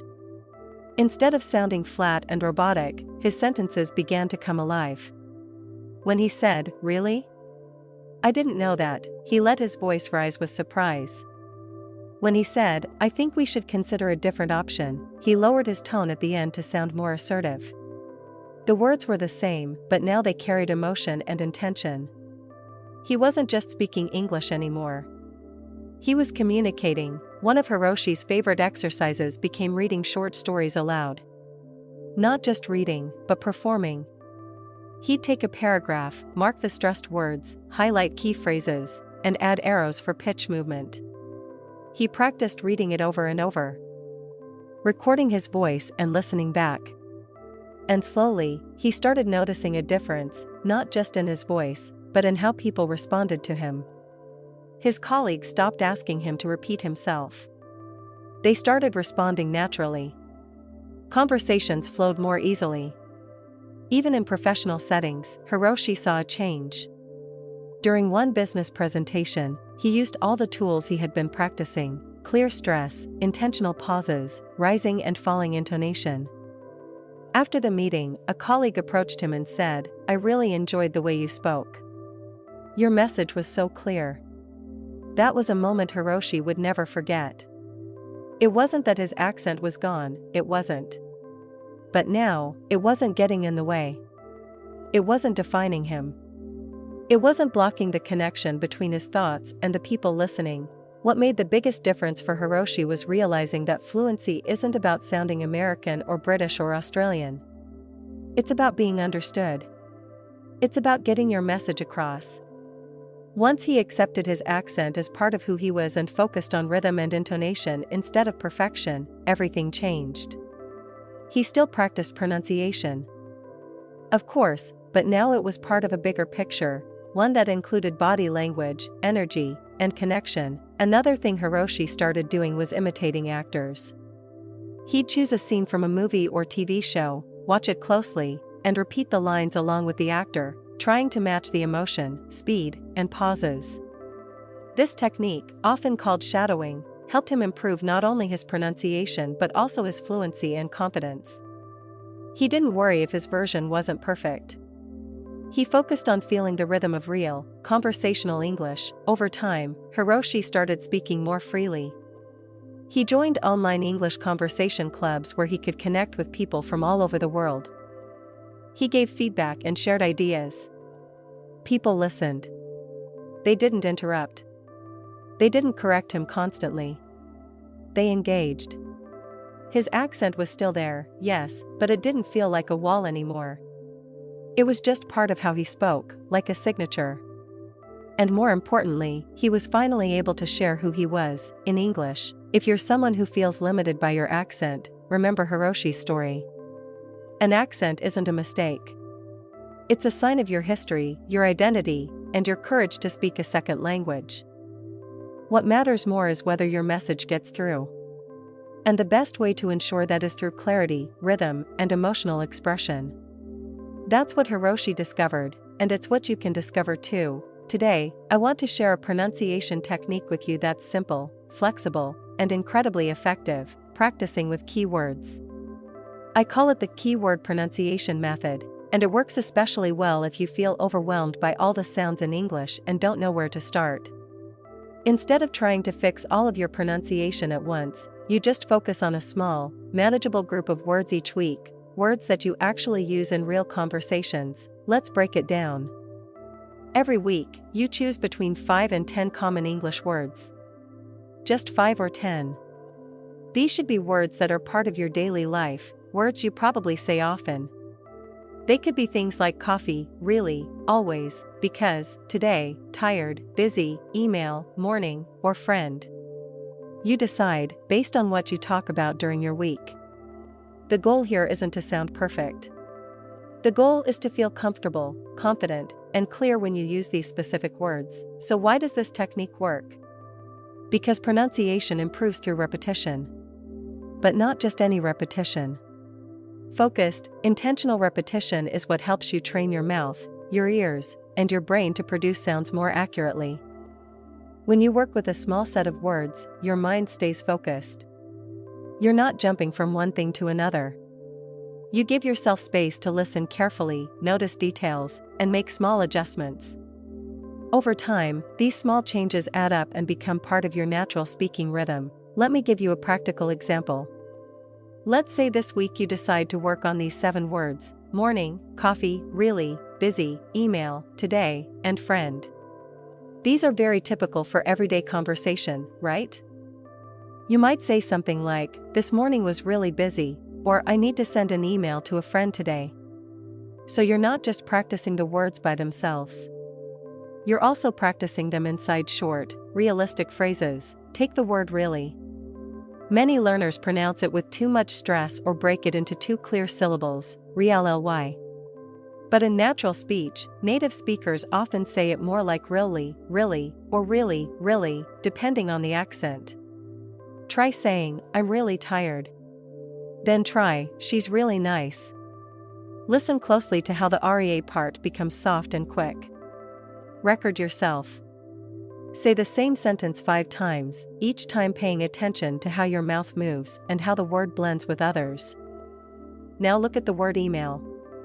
This one can be tricky because of the E sound, I, and the L sound, L, at the end. Some learners say it too quickly, and the second syllable disappears. Others make it too flat. Instead, break it down, email, email. Say it slowly. Then use it in context. I have to check my email. Did you get my email? Repeat until it feels natural. Another example is busy. Many learners say boozy, busy, or buzzy, vz, because of spelling confusion or native language influence. But the correct pronunciation is busy, beezy. The U is actually pronounced like a short I sound, I. Try it, "I'm busy today." He's always busy in the morning. Say it slowly, then build up to normal speed. When you do this every day, even for just 10 minutes, you'll start to notice improvement. Each morning, pick one of your key words. Say it out loud. Use it in 2 or 3 short sentences. Repeat those sentences several times, playing with different speeds and levels of emotion. For example, try saying "today is busy" in a tired voice. Then in a happy voice. Then in a rushed voice. This helps your mouth become more flexible and teaches you how to control your pronunciation in different situations. Another thing that makes this technique powerful is the sense of accomplishment it gives you. When you focus on just a few words, you can really measure your progress. You can hear yourself getting better. You might start the week struggling with the word coffee, maybe saying kofi, kofi, or kafi, kfi. But by the end of the week, you're saying it naturally, "I need a coffee. Let's grab a coffee later." And you feel it. That moment when the word comes out smoothly and confidently. It's a small victory, but it builds motivation. I remember one listener who wrote to us about her experience with this technique. Her name is Carla, and she works in a company where she often has to speak English in short meetings. She told me that before using this method, she would freeze up when talking, afraid of mispronouncing common words like schedule or project. But once she started focusing on a short list of words each week, she began to feel more relaxed. She even kept a little notebook with her weekly keyword lists. Every day, she'd record herself, listen back, and fix small mistakes. After a few weeks, her colleagues noticed the difference. She spoke more smoothly and didn't hesitate as much. All thanks to 5 to 10 words a week. That's the beauty of focused practice. You don't need complicated tools or long hours. You just need consistency and awareness. Think about the words you use often at work. at school, or in casual conversation.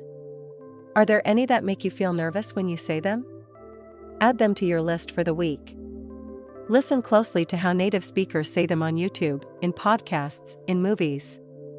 Try to imitate the sound. Record yourself. Compare. Adjust. Do it again. Another tip, combine this technique with other methods we've talked about. For example, use your keyword list while doing shadowing. Choose a short scene from a show, find sentences that include your chosen words, and repeat along with the actors. You'll get even more exposure and practice. Or use the mirror technique. Say your keyword sentences while looking at your mouth. This helps build awareness of how you're forming each sound. And always remember, the goal is clarity, not perfection. Even if your accent remains, you'll communicate more effectively because you're speaking with control and confidence. So this week, I challenge you, choose your first set of pronunciation keywords. Write them down. Make a few short sentences for each. And start practicing every day. Just 10 minutes. You'll be surprised how much progress you can make with such a simple, yet focused routine. Start where you are. Use the words you need most. And let your voice get stronger, one word at a time. Let's take a moment to talk about something very personal for anyone learning a new language, your accent. More specifically, how to live with it, how to grow with it, and most importantly, how to embrace it. This is something I feel strongly about because I know how hard we can be on ourselves when we hear our own voices and they don't sound the way we imagined. Maybe you've asked yourself before, why do I still sound so foreign? Or, will I ever lose my accent? Or perhaps you've even stayed silent in conversations, not because you didn't know what to say, but because you didn't want to be judged for how you said it. If that sounds like you, I want to tell you, your accent is not a flaw. It's part of your journey. It's a sign that you are doing something brave, something most people never attempt. You are speaking a language that isn't your first, and that alone is impressive. So let's start shifting how we think about accents. Instead of seeing them as mistakes to be erased, let's see them as stories we carry with us. Each one is different. Each one reflects where we come from, what we've experienced, and the effort we've put into learning. That being said, I understand the challenges. It's normal to want to be understood clearly. And yes, sometimes accents do get in the way of communication. That's why we work on pronunciation, on rhythm, on intonation. We want to make our English clearer, more natural. But here's the crucial part, clarity does not mean eliminating your accent. Clarity means being understood, being confident, being able to express yourself with ease. There's a big difference between wanting to be clear and wanting to sound exactly like a native speaker. Over the years, I've met so many learners who thought their accent was the problem. One of them was Anna, a nurse from Portugal working in London. She had a strong Portuguese accent. And she felt self-conscious every time she spoke to her colleagues. She told me she sometimes avoided speaking up in meetings, even when she had good ideas, just because she didn't want anyone to hear her accent. It broke my heart, because she didn't realize her English was already very good, and her patients and colleagues understood her perfectly well. It was only her inner voice telling her, "You're not good enough yet." As we worked on this together, I encouraged her to listen to herself differently, not with criticism, but with curiosity. To ask, "Am I being understood?" instead of, "Do I sound like them?" And guess what? Once she made that mental shift, things started changing. She still worked on her pronunciation, of course, especially on some vowel sounds and intonation. But her confidence grew much faster because she wasn't trying to erase her identity anymore. She was just making her message clearer, while respecting the fact that her voice, accent included, was uniquely hers. I want you to think about this too. Ask yourself, what am I really trying to achieve with my English? Is it connection? Communication? Opportunity? Or am I chasing a version of perfection that might not even exist? Because here's something to consider, native speakers have accents too. People from New York, London, Sydney, Dublin, Cape Town, they all sound different. There is no single correct English accent. And even within each country, there are regional differences, cultural expressions, and personal styles of speaking. So why should your version of English sound exactly like someone else's? Your accent isn't a limitation. It's a layer, part of your complete voice.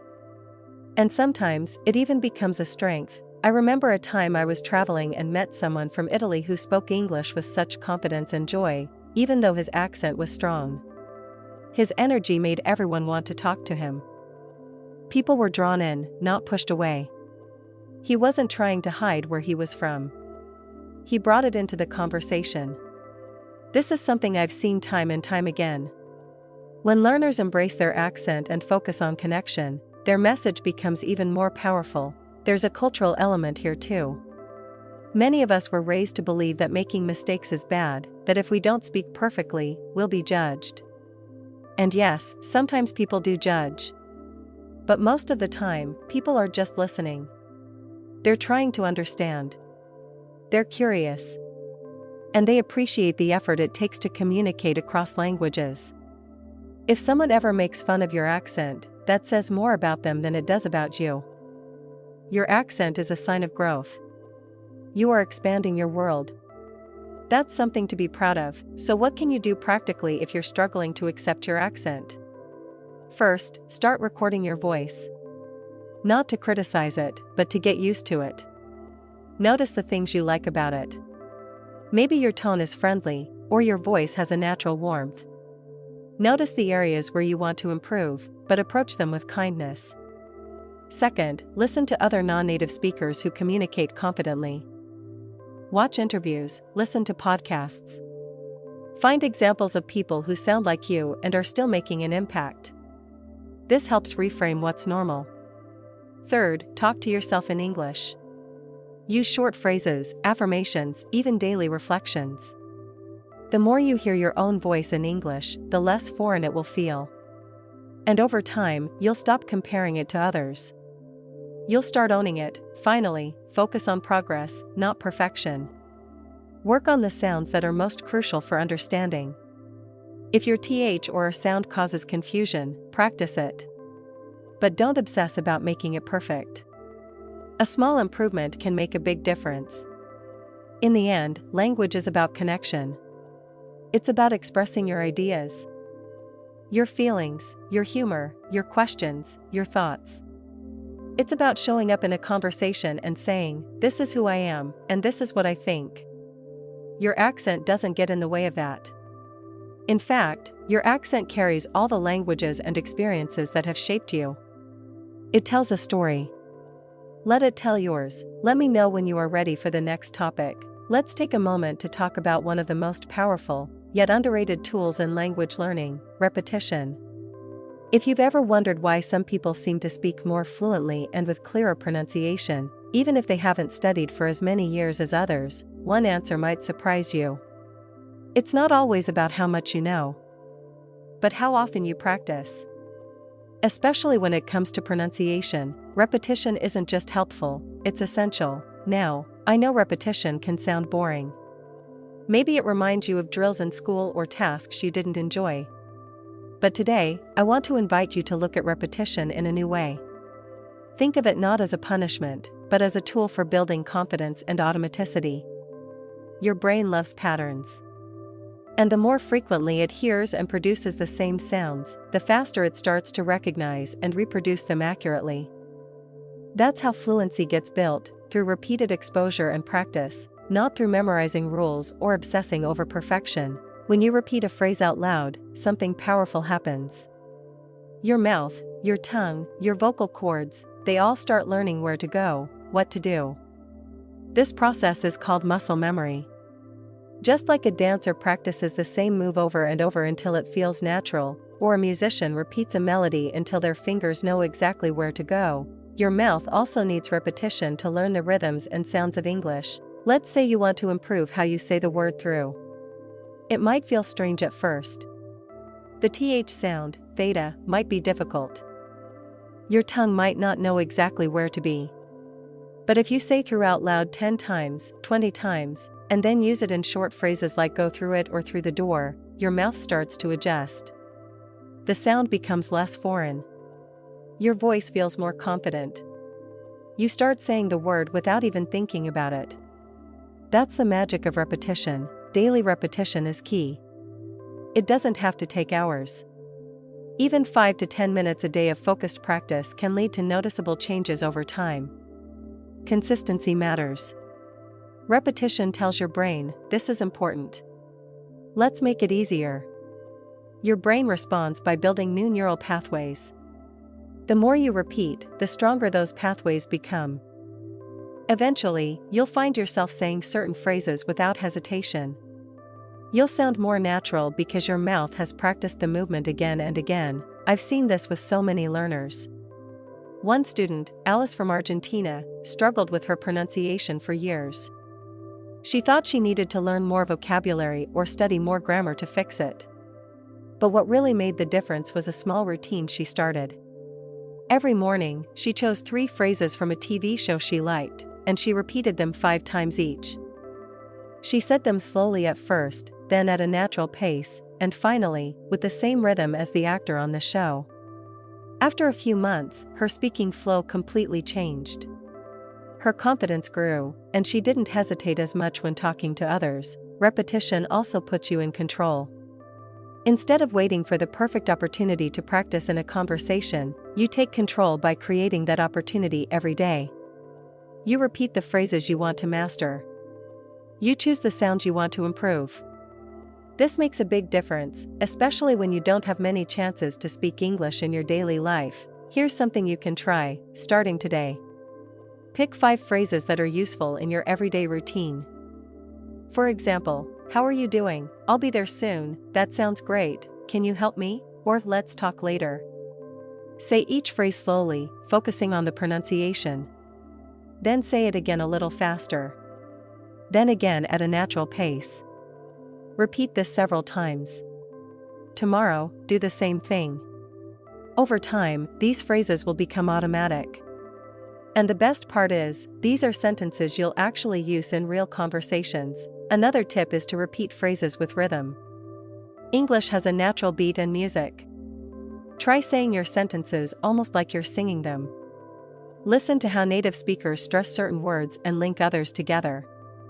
Imitate that, even if it feels silly at first. This trains your ear and your muscles to follow the pattern.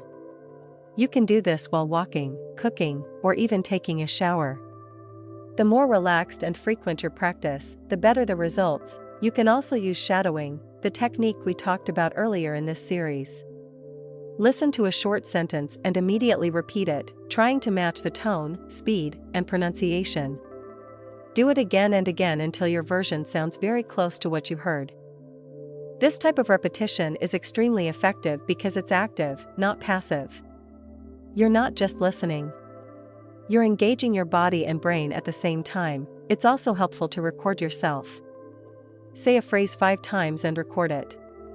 Then listen back. You might notice improvements from one repetition to the next. Maybe your 3rd try is clearer than your 1st. Maybe the 5th sounds more natural. These small changes matter. They show your progress in real time. And if you repeat this routine over several days, you'll be amazed at how much you've improved just by consistently repeating a few phrases. Remember, repetition doesn't mean mindless drilling. It means intentional, focused practice. It means saying the same words or sounds with the goal of mastering them. And because pronunciation is physical as well as mental, your body needs that repetition, just like an athlete needs to practice movements over and over. That's how you build confidence and accuracy at the same time. You don't need to repeat hundreds of different things. In fact, it's more effective to focus on a small set of words or phrases and repeat them until they feel comfortable. Then move on to the next group. Keep it simple. Keep it daily. Keep it focused. Over time, that repetition will become the strong foundation for natural, confident speech. Let me know when you are ready for the next topic. Now, it's time for something a little different. I want to give you a challenge. Not a difficult grammar test. Not memorizing long vocabulary lists. But something that's completely in your hands. After everything we've discussed in this episode, the pronunciation techniques, the inspiring stories, and the practical tips, I'd love for you to take the next step. I want you to create your own pronunciation practice routine. Not something long or complicated. Just something simple, realistic, and personal. A routine that fits into your life and helps you grow. Let's start with a question. Which of the techniques we covered today felt the most meaningful to you? Was it shadowing, where you listen and repeat immediately? Maybe it was using songs to practice natural pronunciation? Or perhaps you liked the idea of recording yourself and listening back to your own voice? There's also speaking in front of a mirror, focusing on mouth movements. Or the focused practice with 5 to 10 keywords per week. Whatever your answer is, that technique is your starting point. I want you to choose one technique. Just one. Don't worry about trying everything at once. In fact, the simpler you start, the more likely you are to stick with it. Think about your day. When do you have 5 minutes of quiet time? Is it in the morning before breakfast? During your walk? In the evening after dinner? That 5-minute window is where your new routine begins. 5 minutes a day might not sound like much, but done consistently, it can lead to real improvement. Now, let's think back to the people we met in this episode. Did you see yourself in Laura, the Brazilian teacher who felt nervous about presenting at conferences? Maybe you felt like her, smart, capable, but afraid of saying something important incorrectly? Maybe you also write beautiful emails in English but hesitate when speaking publicly? If her story touched you, perhaps daily repetition of short phrases is the place to start. Laura picked challenging sounds and practiced them every day in a quiet, personal way. You can do the same. Choose a sound that challenges you, like th or r, and say 5 phrases that include it, every day for the next 5 days. Or maybe David's story caught your attention. He improved his pronunciation by watching sitcoms, listening closely, and repeating the lines. It wasn't a formal method, but it was consistent and fun. He turned entertainment into education. If David inspired you, your routine could involve 10 minutes of watching your favorite show with English subtitles. Choose 2 or 3 sentences from each episode to repeat. Try saying them with the same rhythm and emotion. Use shadowing to mimic the characters. You'll start noticing a change in how natural your speech feels. What about John, the learner who recorded his progress week after week? He wasn't afraid to make mistakes, and that courage made all the difference. He didn't wait until he was perfect. He recorded, listened, learned, and repeated. He even laughed at himself when things went wrong. Maybe you're like John, ready to start, even if it's not perfect. You could use your phone to record yourself reading a short dialogue or a paragraph from a book. Save your recording. Then listen back. Do this every day for 5 days. Don't worry about sounding perfect. Focus on noticing your improvement, or perhaps you connected with Hiroshi's story from Tokyo. His accent was strong, but when he shifted his focus to rhythm and intonation, everything changed. He learned to speak with clarity and expression, and suddenly, people understood him better. If rhythm and melody interest you, try this. Each day, pick one sentence and say it with exaggerated intonation. Stretch out the words. Add pauses. Play with the speed. Do it 5 times in a row. It will feel strange at first, but it trains your ears and voice to connect more naturally. And let's not forget the music lovers among us. If songs speak to you, let them guide your pronunciation journey. Choose one slow, clear English song. Listen closely to one verse or chorus. Sing along. Focus on how each word sounds. You can even write down the lyrics and circle the parts that are tricky for you. Repeat that section until it flows. Music not only helps you with sounds but also with stress, rhythm, and emotional expression. Whichever method you choose, remember your challenge is to do it every day for 5 days. It doesn't have to be perfect. It doesn't even have to be long. What matters is the habit. 5 days. 5 minutes. 1 technique. That's it. At the end of those 5 days, take a moment to reflect. How do you feel? Did anything change?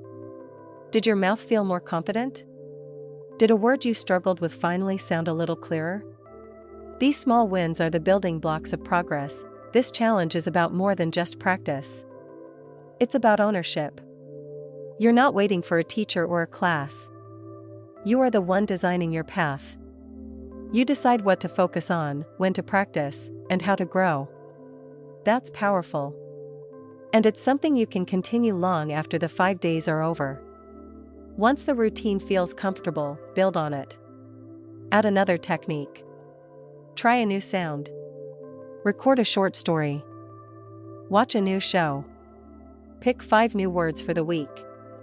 Make it yours. If you need a little structure, here's a simple plan you could follow for the next 5 days. Day 1, choose your technique and get your materials ready: video, song, phrase list. Day 2, start practicing and record yourself if possible. Day 3, repeat the same content and try to improve just a little. Day 4, challenge yourself by going a bit faster or adding more emotion. Day 5, reflect, repeat, and celebrate the habit you've started. Now, take a deep breath. Think about all the stories we shared, all the techniques we discussed, and ask yourself, which one feels right for me? Which one can I commit to, starting today? This is your challenge. Your journey. And I'll be here cheering you on as you begin. Thank you so much for being here with me today. Seriously, it means a lot that you took time out of your day to focus on improving your English pronunciation. That shows commitment. It shows courage. And it shows that you're already much further along than you might think. Sometimes we forget how powerful these small decisions are, the decision to listen, to learn, to try something new. So take a second to appreciate yourself. You showed up, and that matters most. I want to remind you that pronunciation, like any skill, isn't something you master overnight. It's not about talent or luck. It's about practice, patience, and persistence. You don't need to sound like a native speaker. You don't need to erase your accent. All you need is to be understood and feel confident when you speak. Every time you open your mouth to say something in English, you're getting better. Every attempt is progress. Even the awkward ones. Even the ones where you stumble over your words. That's how growth happens. Maybe you've had moments where you felt frustrated, like your pronunciation would never improve. Maybe you compared yourself to others and thought, I'll never sound like that. But here's the truth, nobody started out speaking English perfectly. Not even native speakers. Everyone goes through stages of feeling uncomfortable and unsure. But what makes the difference isn't perfection. It's consistency. It's the willingness to keep going, try again, and keep the focus on communication, not correctness. Let's think back to all the stories we shared today. Think about Laura, who found the courage to present at international conferences by practicing just a few sounds each day. Think about David, who used humor and sitcoms to transform his pronunciation naturally. Think about Hiroshi, who embraced his accent but mastered rhythm and intonation to speak more clearly. And John, who wasn't afraid to record his voice, even when he didn't like how it sounded at first. These people weren't special. They were just like you. What they had was a reason to keep going. And you have one too. Your reason might be a job opportunity, a personal goal, or simply the desire to express yourself more freely in English. Whatever it is, hold on to it. Let it motivate you on the days when practice feels boring or when your progress feels slow. Because improvement doesn't happen all at once. It happens in layers. It builds with every small step you take. And every single step counts. If today's episode helped you, here's a simple thing you can do: share it with a friend. Maybe you know someone else who's learning English and struggling with pronunciation. Someone who feels stuck or embarrassed when they speak. Send this episode their way. Invite them to join you. Learning is always better when we do it together. And chances are, if it helped you, it might help someone else too. Also, I'd love to hear from you. What part of this episode made you pause and think? Which technique are you going to try this week? Did one of the stories remind you of your own experience? You can send us a message or leave a comment wherever you're listening. We're a community here, and your voice is part of it, and remember, no matter where you are on your English journey, you're not alone. Every single person listening to this podcast has felt unsure at some point. Every one of us has had moments of doubt. But we keep showing up. We keep learning. We keep growing. Because English isn't just a language we study. It's a tool we use to connect, to dream, to work, to travel, and to tell our stories. So stay with it. Keep listening. Keep practicing. And most importantly, keep believing in your ability to improve. You're doing better than you think. And this is just the beginning. Keep going with us here on the Fluent English Community Playlist. Your English journey is just getting started.